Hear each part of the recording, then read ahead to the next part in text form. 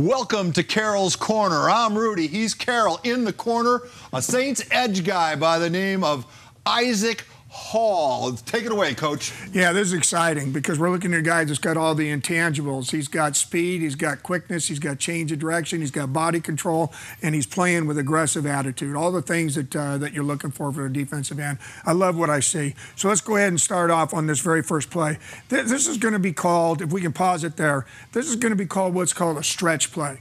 A stretch play is going to be the running back running to the sideline, stretching the field, all of the blockers moving in this direction. It's a wider play than the inside zone behind the tackles. And the idea is to get the defense, everybody running this way, and create some kind of a running lane that he can turn back up in.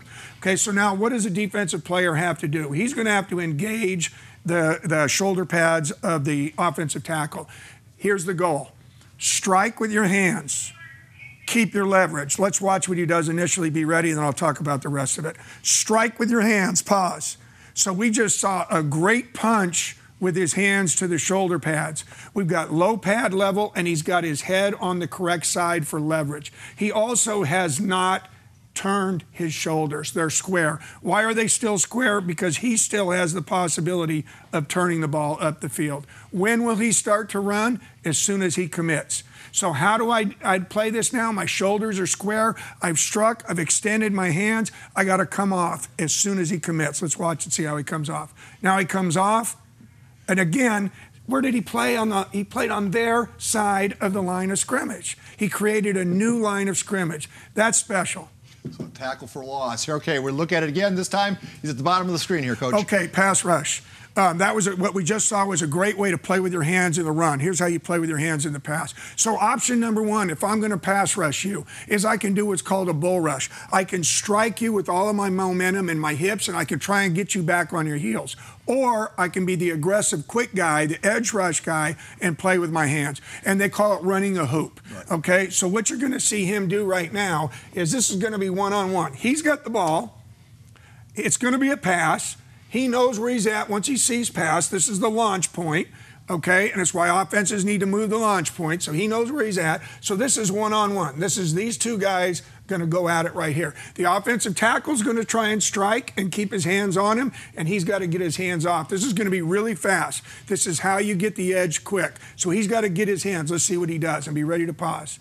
Watch for a rip, club, rips, pause. And he just won.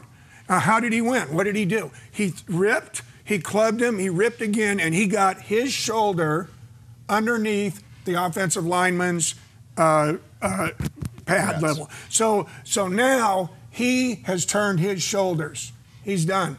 And now he runs the hoop, tighten it up as tight as you can, and meet him at the launch point. But there's one other thing we got to watch that makes this a special play. Get ready to pause. I bet. Pause. Okay. Now, in the old days when I played and you played, tackle the quarterback. Hey, everybody celebrates. You sacked him. Now it's Today, tackle the ball. It's the ball. So this ball is going to become exposed, and he's been well coached and taught. He's going to use his right arm for the ball and his left arm for the secure. So it's not as simple as just make the tackle. It's make a big play. And let's watch him finish this off. And that's exactly big play. That's a great job. Great job. All right, we got one more. Take it away, Coach. He's at the top of the screen right here. Yeah, so the example that I wanted to show right here is kind of a fun thing in football to learn. From a defensive perspective is you letter gaps. The center guard gap is the A gap. The guard tackle gap is the B gap, and outside of the tackle is the C gap. Defensive football teams have to maintain leverage not just based upon the play, but also the scheme of the defense, which is a gap control leverage style. So what we're going to see here is a gap exchange. Okay, so these guys are going to run the traditional zone play. Inside, fake. He's going to keep and hold the edge rusher over on this side.